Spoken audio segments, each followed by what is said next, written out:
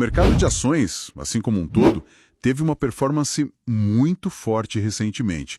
E isso sempre levanta aquela dúvida, né? Uhum. Com tudo subindo, será que ainda sobraram boas oportunidades? A nossa missão hoje é justamente ir atrás da resposta, sabe? Dar uma olhada em 4 empresas lucrativas que, pelo menos na superfície, parecem estar com preços bem interessantes. E essa é a beleza do mercado, hein? Mesmo quando o índice geral parece esticado, sempre existem histórias individuais, empresas que por algum motivo ficaram para trás ou estão passando por um momento particular. Exato. Nosso trabalho aqui vai ser entender essas histórias, olhando para as métricas, os fundamentos e, principalmente, para os riscos de cada uma, para ver se o que parece uma pechincha é de fato uma oportunidade. Ótimo. Então vamos começar com uma que é um verdadeiro quebra-cabeça para mim. O Banco da Amazônia. É um nome que, sim, quase ninguém comenta nas rodas de investidores. É verdade, muito pouco falado. Mas quando a gente olha o retorno histórico, o número é absurdo. Nos últimos 10 anos, deu um retorno total de 687%. Como um banco tão fora do radar conseguiu isso?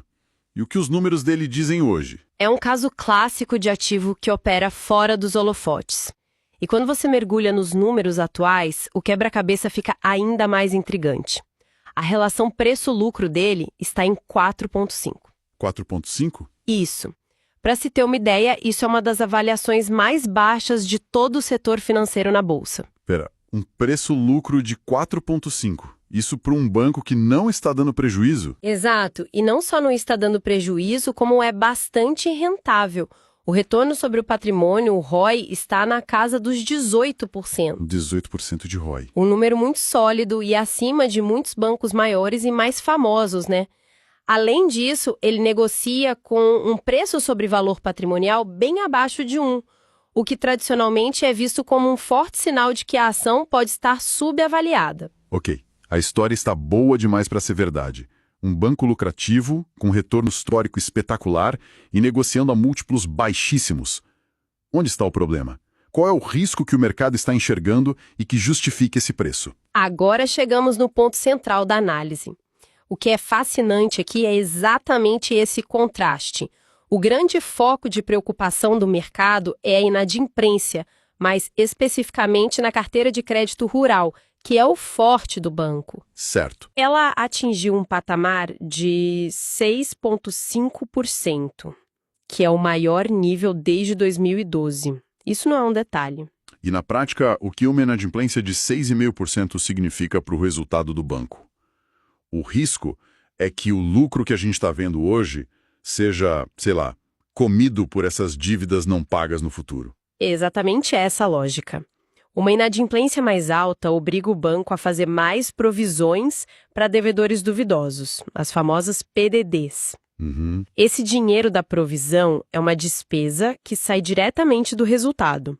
Então, o temor do mercado é que o lucro robusto que vemos hoje possa diminuir nos próximos trimestres, se o banco tiver que reconhecer mais perdas. Entendi. Se olharmos o histórico do Banco da Amazônia, vemos que os lucros dele não são uma linha reta ascendente.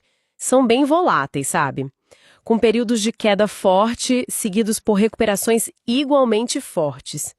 É um padrão cíclico que o investidor precisa entender.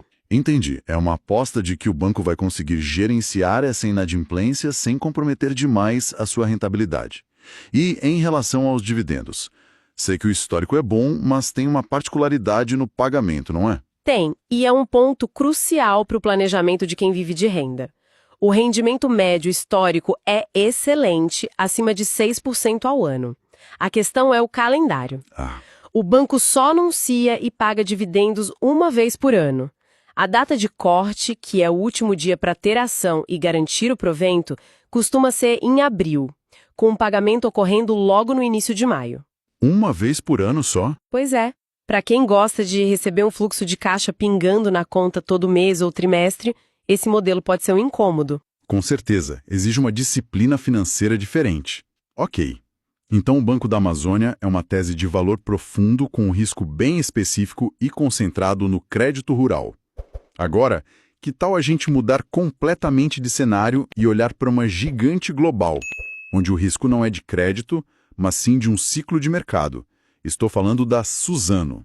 Uma transição perfeita. Saímos de um player de nicho doméstico para a maior e melhor produtora de celulose do mundo. E aqui a pergunta é diferente. A Suzano é uma empresa que todo mundo conhece a qualidade, mas a ação caiu cerca de 20% nos últimos 12 meses.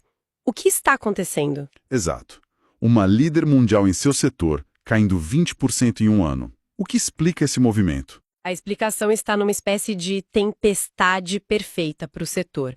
Foram dois fatores principais. O primeiro e mais óbvio é o preço do produto dela, a celulose. Certo, a commodity. Exato. A commodity está sendo negociada em uma das regiões de preço mais baixas dos últimos 15 anos. É um ciclo de baixa bem forte e isso impacta diretamente a receita da empresa. E o segundo fator, imagino, foi o câmbio jogando contra. Precisamente. A receita da Suzano é toda em dólar. Quando o real se valoriza frente ao dólar, como vimos em alguns períodos recentes, a receita que ela gera lá fora, ao ser convertida para reais, se torna menor. Entendi. Então, ela foi duplamente pressionada. Vendeu um produto mais barato e recebeu em uma moeda que valia menos em reais. O fascinante é que esses dois fatores são, por natureza, cíclicos. Ninguém acredita que o preço da celulose vai ficar nesse patamar para sempre, nem que o dólar não voltará a subir. E é aí que a história fica interessante, porque mesmo nesse cenário adverso, no que parece ser o fundo do poço do ciclo, eu vi um número da Suzano que me deixou impressionado. O fluxo de caixa livre ajustado. Sim, essa é a métrica crucial para o setor. Ele caiu de 13,8 bilhões para 11,3 bilhões de reais. Mas o ponto é, o que esses 11,3 bilhões de reais representam? E o que esse número nos diz? Ele representa 18,5% do valor de mercado atual da empresa. É uma geração de caixa absurda, mesmo com tudo jogando contra. A minha dúvida é, o mercado não está vendo isso ou existe algum outro risco escondido que justifique um valuation tão baixo? Essa é a questão central da tese de investimento em Suzano. O que essa métrica sugere é que o mercado está precificando a empresa como se esse cenário de preços baixos de celulose e câmbio desfavorável fosse permanente. Faz sentido. Com essa capacidade de gerar caixa, a Suzano poderia, teoricamente, gerar o equivalente a todo o seu valor de mercado hoje em apenas 5 ou 6 anos. Isso é um indicativo muito forte de que o pessimismo talvez tenha ido longe demais. Então, para ser bem claro, a aposta aqui é na virada do ciclo. É comprar uma empresa líder de setor na baixa, quando o sentimento está no auge do pessimismo, porque a sua capacidade de gerar caixa se mostrou resiliente mesmo nesse cenário. Exatamente. Isso também explica a política de dividendos. A Suzano não é conhecida como uma vaca leiteira. Certo. O foco dela é usar esse caixa robusto para reinvestir no negócio, manter sua liderança e crescer. O retorno total por acionista, somando dividendos, juros sobre capital próprio e recompras de ações, ficou em 4,4% nos últimos 12 meses. Um retorno bom. É bom, mas o grande potencial aqui não está no dividendo, e sim na valorização da ação quando o ciclo virar. Faz todo sentido. É uma tese de ciclo não de renda. Interessante. A Suzano é uma aposta em um ciclo global. Agora, vamos voltar para o Brasil e analisar um setor que é quase o oposto disso. Previsível, regulado e muitas vezes visto como chato, mas que pode esconder muito valor. Vamos falar da Celesc, a Companhia de Energia de Santa Catarina. É uma ótima escolha, porque se o retorno do Banco da Amazônia era impressionante, o da Celesc é... Espetacular. Espetacular é a palavra. Estamos falando de um retorno total de 2.300% em 10 anos. E a primeira pergunta que surge é, como uma empresa de energia, um setor tido como estável e de pouco crescimento, conseguiu entregar algo assim? Essa é a pergunta que não quer calar. O que tem de tão especial na Celesc? Parte da resposta está na diversificação. A Celesc não é só uma distribuidora de energia.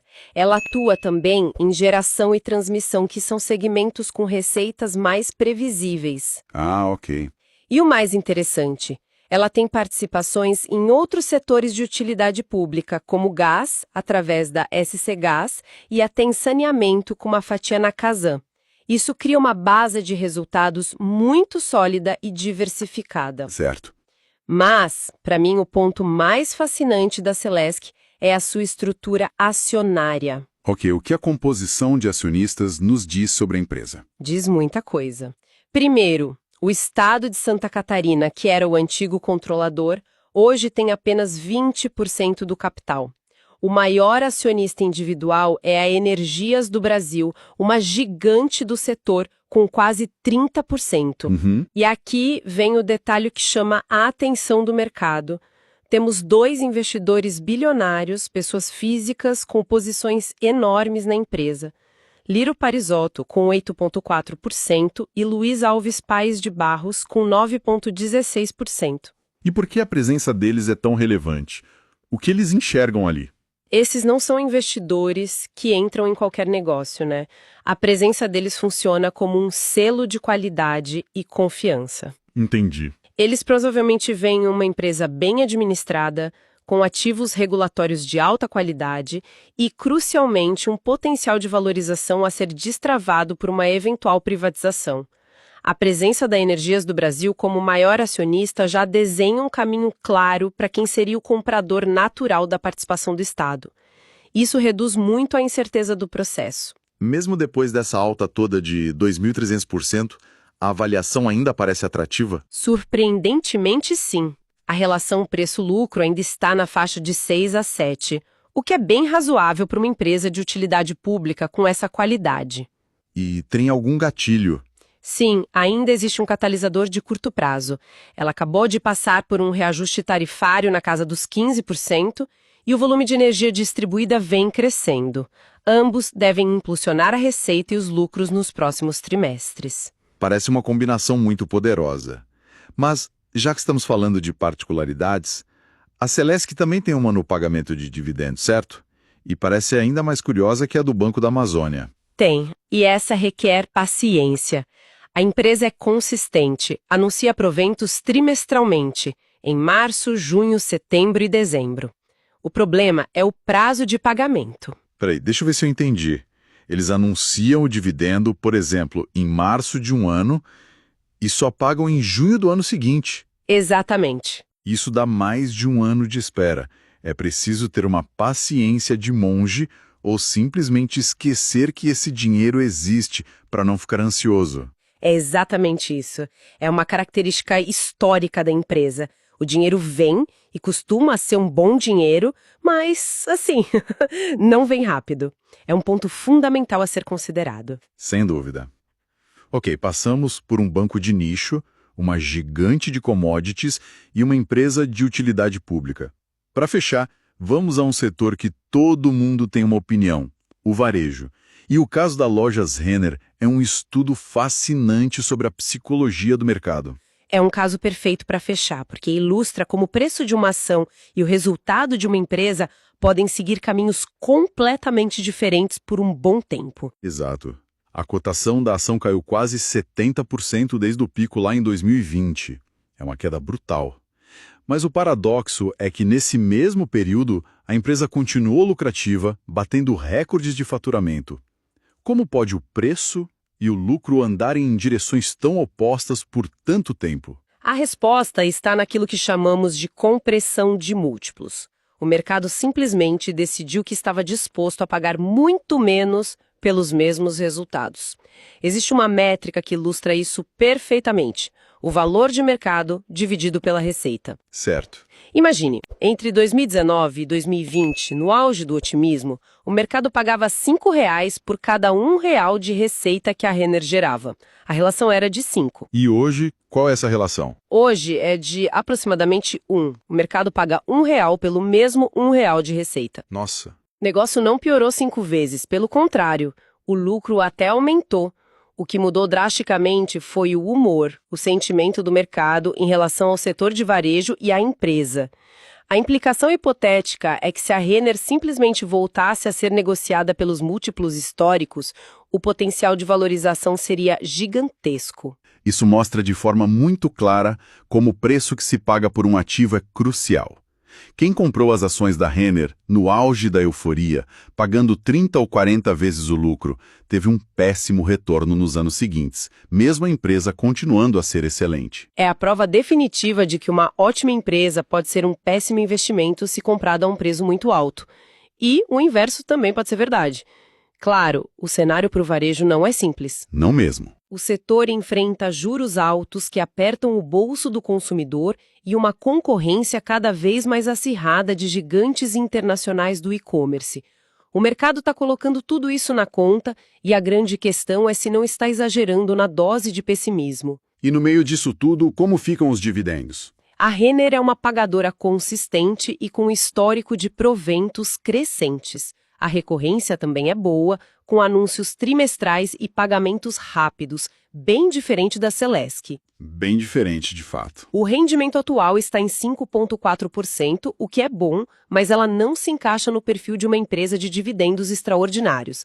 A tese principal aqui é de uma eventual recuperação do valuation, é uma tese de valorização, não de renda. Perfeito. Então, para recapitular, nós passamos por 4 empresas de setores e com teses completamente distintas, um banco regional de nicho, o Banco da Amazônia, uma produtora global de commodities em um ciclo de baixa, a Suzano, uma empresa de utilidade pública diversificada com um potencial catalisador, a Celesc, e uma gigante do varejo que sofre com o pessimismo do mercado, a Lojas Renner. E a lição que amarra todas essas análises é a importância de olhar para a desconexão que, por vezes, acontece entre o desempenho fundamental de uma companhia e o preço de sua ação na bolsa. Exato. Vimos como métricas diferentes são importantes para cada setor, a inadimplência para um banco, o preço da commodity e o fluxo de caixa para a Suzano, a estrutura acionária para a Celesc e os múltiplos históricos para uma varejista. Compreender os riscos e as particularidades de cada uma é o que permite tentar diferenciar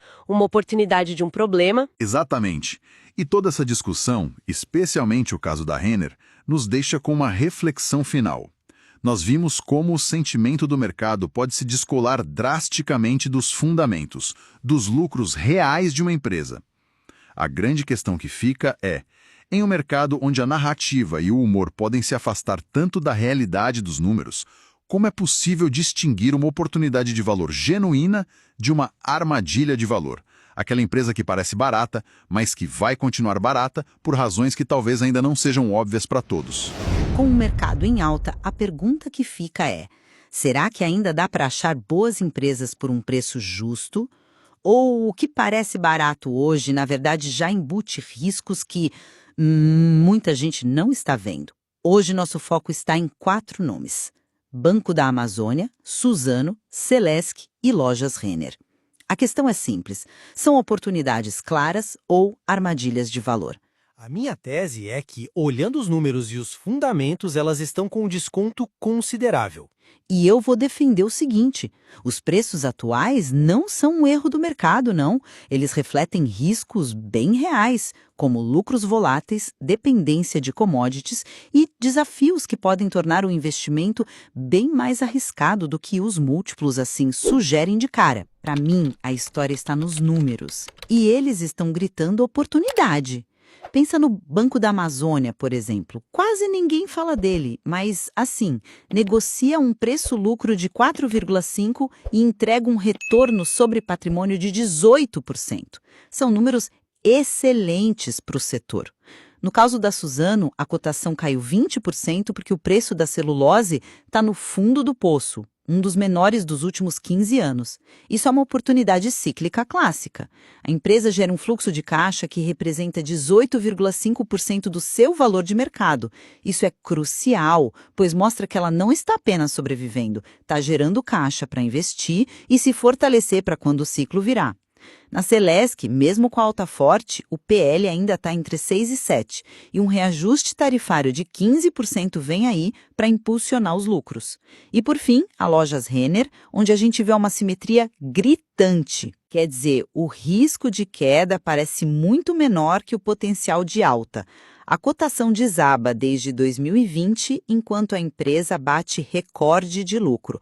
O PL de 11 está muito longe da média histórica de quase 26. Olha, Eu entendo a lógica, mas esses números podem enganar, né?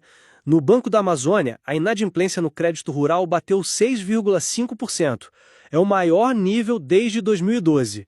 Isso não é um detalhe, é o principal sinal de alerta. Pode forçar o banco a aumentar provisões e simplesmente esmagar o lucro que já tem um histórico bem volátil.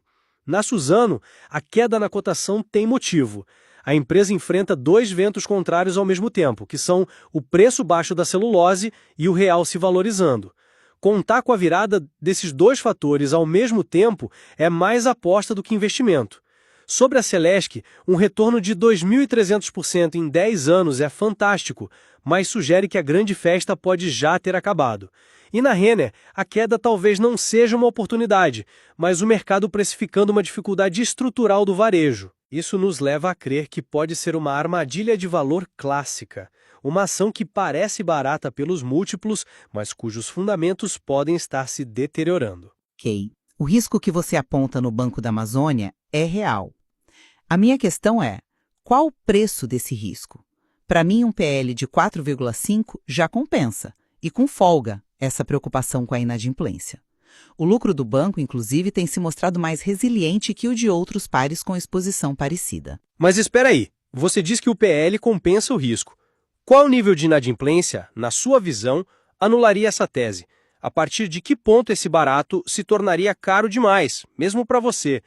Porque um patamar recorde de calotes não é algo que se possa simplesmente colocar na conta do desconto.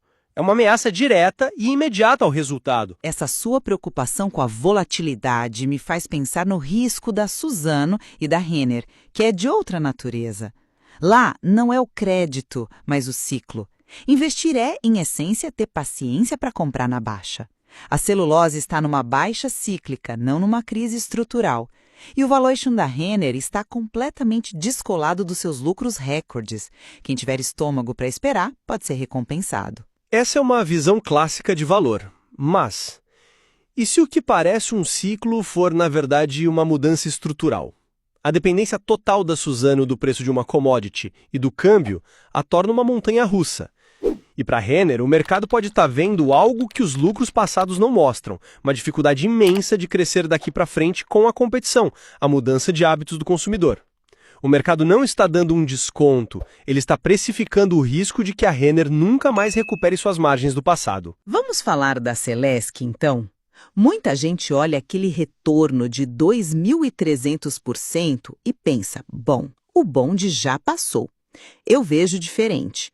O PL atual, de 6 a 7, e o reajuste tarifário recente de 15% mostram que o mercado ainda não colocou na conta todo o crescimento futuro dos lucros. Ainda há potencial ali. Entendo o argumento do lucro futuro, mas a performance passada cria uma expectativa altíssima. E tem um ponto prático. O calendário de dividendos da Celesc é péssimo para o investidor que busca renda.